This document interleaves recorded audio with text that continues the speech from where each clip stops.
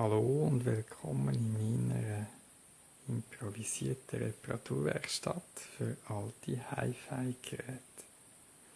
Heute haben wir auf dem Werkbank einen Marantz-Receiver 2226B und der ist leider kaputt. Was man auf den ersten Blick schon sieht, ist, dass da in der Beleuchtung ein Lämpchen kaputt ist. Aber auch sonst will er nicht so richtig funktionieren. Und wir schauen jetzt mal, was der für ein Leiden hat. Wenn man den Zustand von so einem Gerät noch nicht so recht weiss, empfiehlt es sich sicher mal nicht gerade seine Lautsprecher dran anzuschliessen und es einzuschalten, weil je nachdem macht man dann die gar kaputt. Wir schauen jetzt mal mit einem Kopfhörer, was da rauskommt. Ich habe es jetzt mal auf FM gestellt und einen Sender gewählt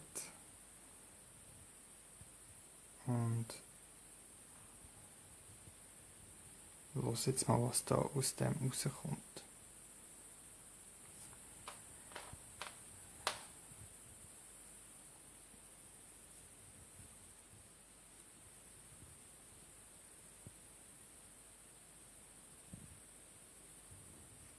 Das ist der rechte Lautsprecher.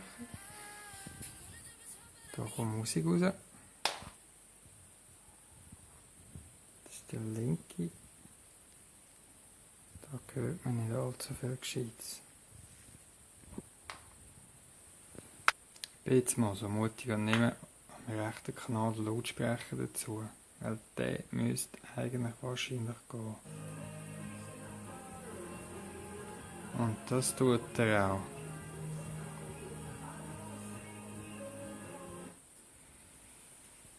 Der linke haben wir lieber mal nicht. Der ist wirklich kaputt. Also, als nächstes müssen wir mal ein bisschen genauer herausfinden, warum beim linken nicht rauskommt.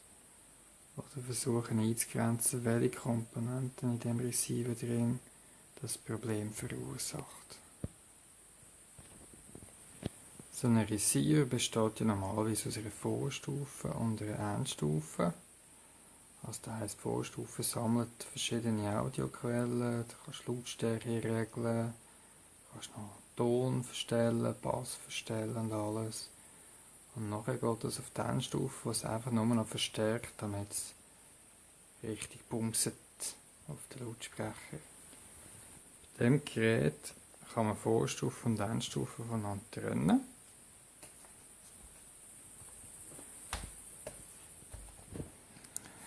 Da hinten Anschluss, Main-In.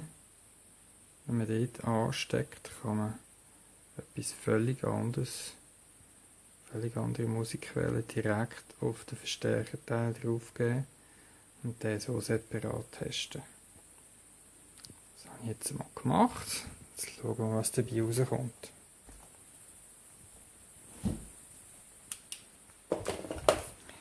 Ich habe hier wieder meine Kopfhörer. Das ist links.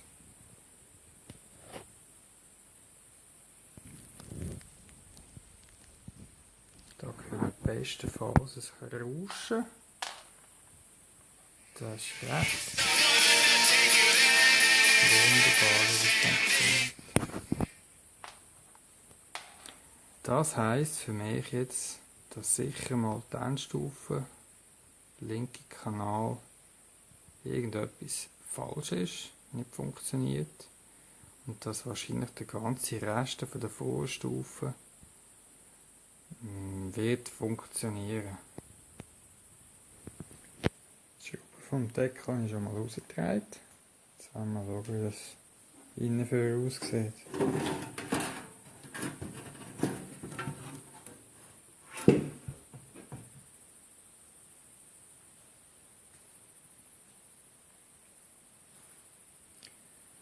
Normalerweise ist sie so einem Receiver recht aufgeräumt und jede Printplatte hat eine eigene Aufgabe.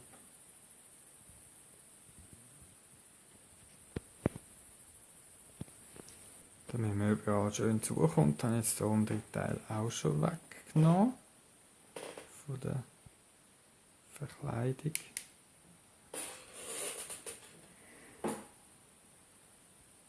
Das da ist jetzt die Unterseite von dem Print, wo die Endstufe macht. Gleichzeitig ist hier dann das Netzteil integriert und der ganze Rest auch mit Strom versorgt.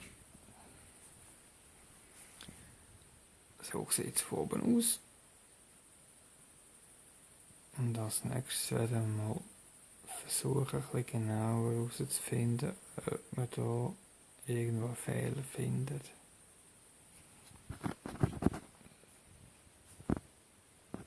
Nachdem das Gerät ein paar Minuten gelaufen war, ist mir aufgefallen, dass hier der Kühlkörper wahnsinnig heiß wird. Obwohl eigentlich ja gar nicht viel läuft. Also kein Lautsprecher dran, keine Musik, die er spielt. Ich habe ihn dann abgeschaltet, abkühlen, wieder eingeschaltet. Und dann mal geschaut, wo genau das es warm wird. Und es war dann der Transistor, der ziemlich gleich schon mega heiß geworden ist. Es kann sein, dass der selber kaputt ist, dass er Kurzschluss macht, darum so heiß ist. Oder es kann auch sein, dass irgendwo im Rest von der Schaltung etwas dazu führt, dass der so viel arbeiten muss, dass er so heiß wird. Ich probiere jetzt mal herauszufinden, ob der Transistor wirklich Kurzschluss macht. In der Regel kann man Elektronikbauteile nicht messen, wenn sie eingebaut sind, weil ganz viele andere Sachen würden reinfunken bei dieser Messung. Aber wenn wir Kurzschluss suchen, müsste das gehen, weil der Strom der geht immer dort durch, wo es am geringsten geht. So ein Transistor hat 3 Anschlüsse und ich versuche jetzt einfach mal zwischen denen allen den Widerstand zu messen.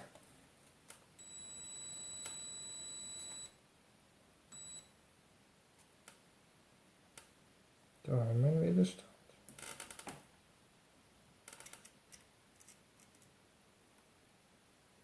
Da auch. Machen wir es zur Sicherheit noch andersrum.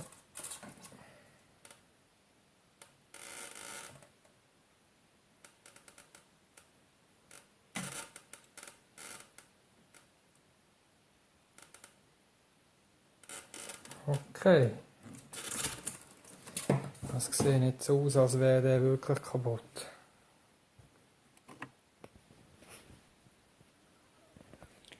Als nächstes habe ich gedacht, ich könnte mal messen, was da hinten überhaupt rauskommt, auf die Lautsprecher geht. Das hier ist rechts. Da ist 0. Das hier ist links. Oh. Fast 30 Volt minus. Das würde wahrscheinlich die Lautsprecher in kurzer Zeit umbringen. Jetzt ist die grosse Frage, wie kommt dort fast 30 Volt auf den Lautsprecheranschluss? Wenn wir das Schema anschauen von diesem Print, dann sehen wir hier oben den linken Lautsprecheranschluss. Das geht hier über die Schalterli, wo man Lautsprecher ein- und ausschalten kann.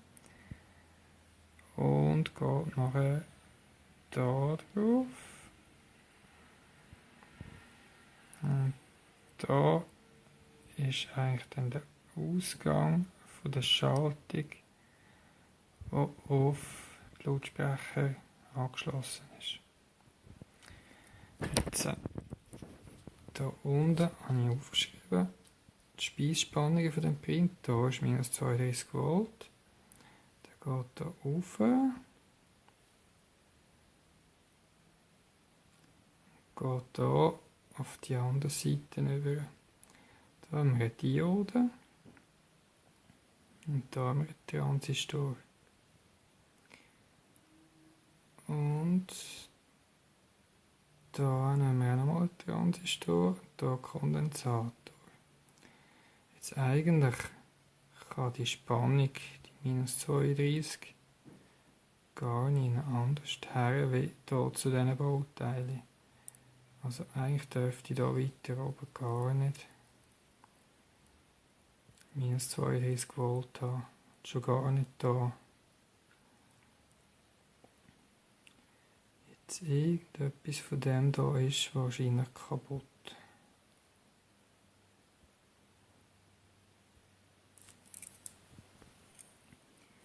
Also ich habe den Verdacht, dass entweder die oder die Diode das Problem ist. Dann habe ich einen Ersatz und dann tue ich jetzt die einfach mal tauschen und dann schauen wir weiter. Leider sind die Dioden ziemlich gut versteckt. Man findet sie fast nicht. Die eine ist da hinten. Und die andere ist da hinten.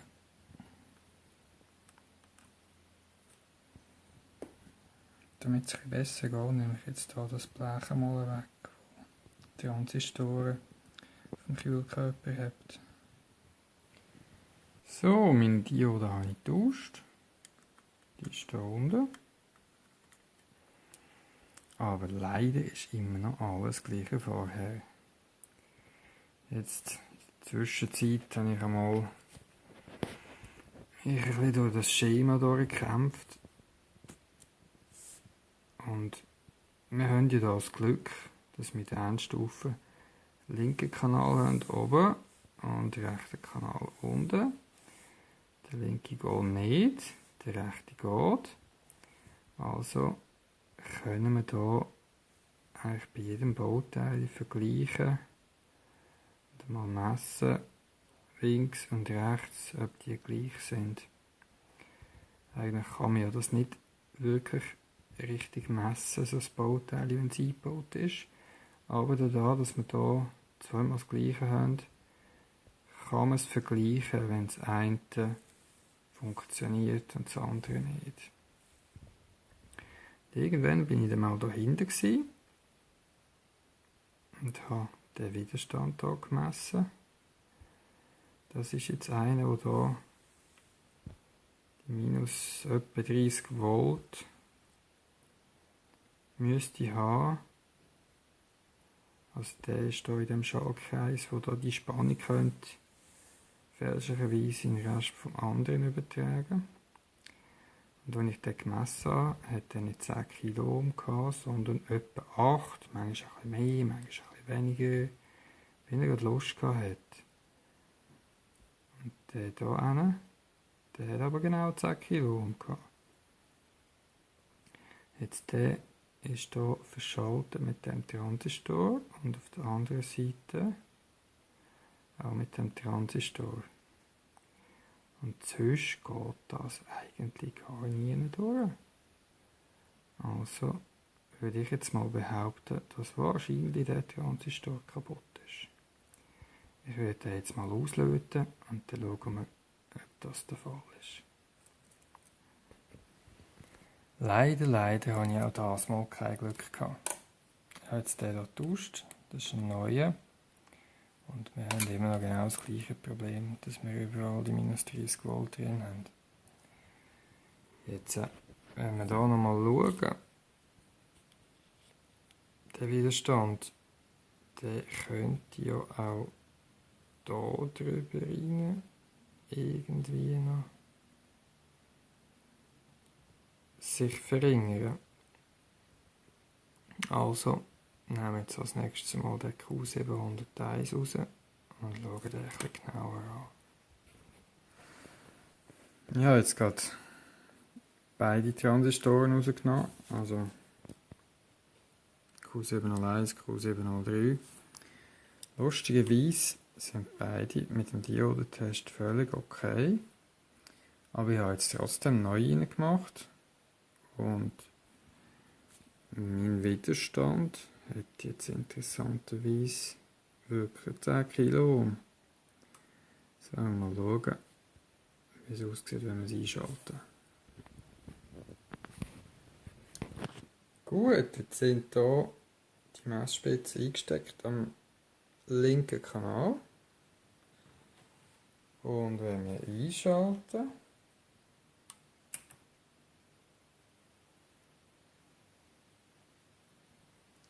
irgendwo, wenn es sich dann noch ein bisschen eingependelt hat, etwa, ja, gegen die 50 mV. Das heisst, wir sind einmal sicher einen Schritt weiter. 0 müsste es ja sein. Das heisst, es ist wirklich einer von diesen zwei Transistoren hier kaputt gewesen, obwohl eigentlich mit dem Diodentest hat es gar nicht danach ausgesehen. Jetzt schauen wir mal weiter, was passiert, wenn wir das Audiosignal drüber lassen. Im Moment brauche ich das Programm hier, um ein Testsignal zu generieren von 1 kHz Frequenz, ein Sinus. Das kann man mit jedem Computer. Gibt es auch Apps fürs Handy mittlerweile. Und dann gehen wir hier mal im Line rein mit dem. Und auf dem KO können wir jetzt schauen, was da mit dem Signal passiert.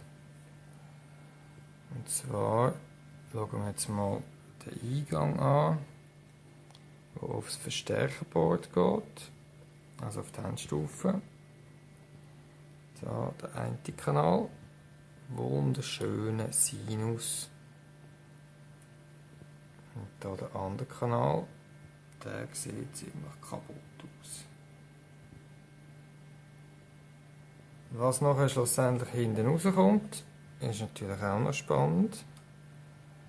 Das ist der kaputte Kanal, verstärkt. Das würde nicht so gut tönen, aber immerhin haben wir nicht mehr so ein riesen Spannungsoffset. Das ist der andere Kanal, das ist der Sinus verstärkt. Ich kann jetzt hier ein bisschen die Skalierung verändern. So, jetzt. Jetzt können wir mal schnell schauen. Mit der gleichen Skalierung, das kommt rein. Und das kommt raus. Das ist also massiv verstärkt worden. Jetzt ist natürlich die nächste Frage, warum sieht das Eingangssignal auf dem linken Kanal so scheiße aus? Okay, wir haben wieder eine neue Erkenntnis. Das ist jetzt im Moment der linke Kanal verstärkt. Sieht wunderbar aus. Jetzt hauen wir hier ein bisschen drauf rum.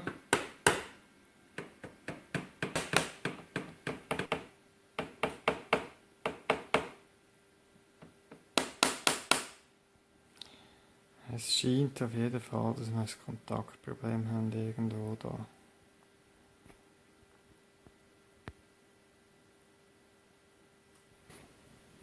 Ich habe jetzt noch all die Tasten, die es hier drauf hat, mit Kontaktreiniger ein bisschen behandelt. Jetzt hoffen wir, dass der linke Kanal soweit wieder okay ist. Als nächstes werden wir mal alles noch abgleichen, schön bei der Endstufe. Und dann versuchen wir mal richtige Musik mit dem zu hören, mit 2 Kanälen in Stereo. Zuerst mal Netzteilspannung. Das Handbuch sagt, es sollte 35,0 Volt haben.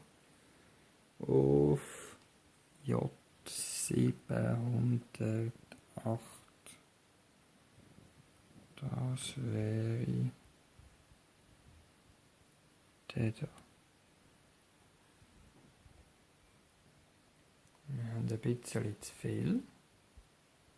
Und jetzt tun wir das einstellen. Es geht jetzt halt relativ schlecht, um das gleichzeitig einstellen und filmen. Aber man macht das mit dem Potentiometer, den man hier unten sieht. Und wir haben jetzt 35,0. Wir haben pro Kanal 2 Potti. Das. Und das und das. Und was wir jetzt pro Kanal einstellen, ist zum einen die Differenzspannung über diese 2 Widerstände und über diese 2. Und dann das Offset am Ausgang auf Lautsprecher. Das müsste dann 0 sein. Es ist jetzt vielleicht ein bisschen schwierig, um das zu messen, aber ich versuche es mal. Im Moment 17,2 Volt. Das ist ein bisschen wenig. Oder sind es doch ein bisschen?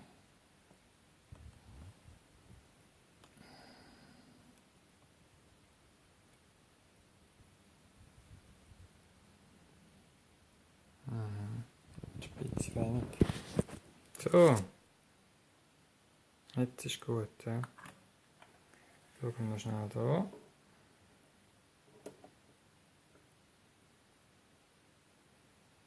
Dem können wir gerade leben. Machen wir noch die andere Seite.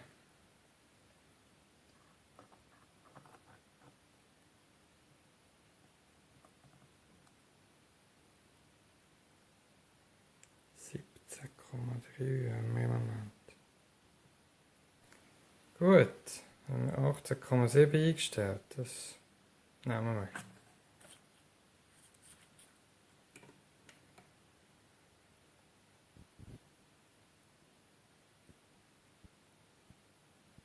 Offset ist ja viel, he? 12 Millivolt. Da kann ich jetzt immerhin mal zeigen, wie man es einstellt. Das ist das Spotti.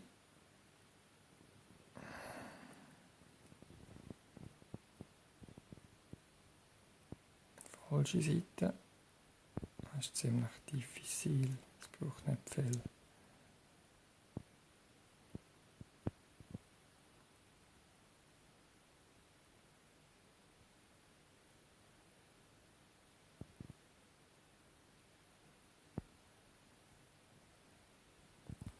So. Deep-top. Wir hören gerade Radio. In Stereo. Allerdings haben wir gleich noch ein kleines Problem. Jetzt gehen wir mit dem Radio. Und zwar hätten wir da eigentlich eine Tuning-Hilfe. Und links sehen wir die Signalstärke. Eigentlich müsste die schon in der Mitte, wenn das Tuning perfekt ist, am höchsten sein. Das ist sie aber nicht. Also das müssen wir dann vielleicht nochmal anschauen. Jetzt probieren wir mal die anderen Sachen an. Phono-Eingang. Noch ein bisschen lauter machen. Ist der wahnsinnig geräuschvoll. Vielleicht können wir da noch etwas machen. Und dann probieren wir noch AUX. Da muss ich zuerst mal Musik haben. AUX scheint auch zu funktionieren. Schauen wir mal, was wir sonst noch alles machen können.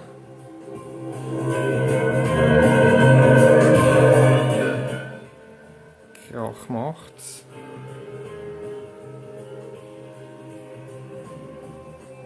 Alles ist gut. Höchchen.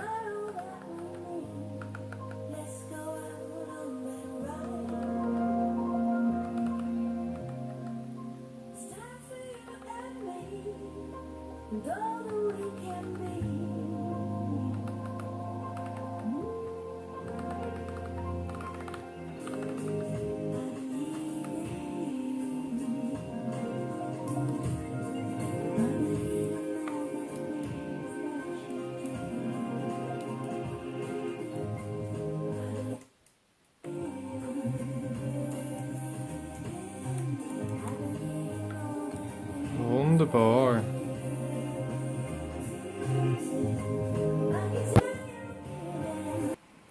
Ich habe jetzt gerade alle Lampen ersetzt, die kaputt sind. Das ist hier das Printli, wo die drauf sind. Das musste ich rausnehmen dort, dass man dazu kommt. Jetzt leuchten die wieder wunderbar. So, ja, jetzt nochmal den Phono-Eingang testen mit einem Plattenspieler zusammen. Der so ein bisschen gerauscht hat bei Volllautstärke, aber mit einem Plattenspieler zusammen ist das völlig okay. Darum tun wir da nicht mehr weiter dran doktern. Das funktioniert wunderbar. Da haben wir noch Radio. Das habe ich auch noch mal ein bisschen angeschaut. Der Signalstärke. Und das ist eigentlich auch. Das ist nicht ganz perfekt, aber das Stereo geht auch beide Seiten etwa bei den gleichen Positionen weg. Also würde ich sagen, sind wir mit dem fertig und machen den Deckel zu.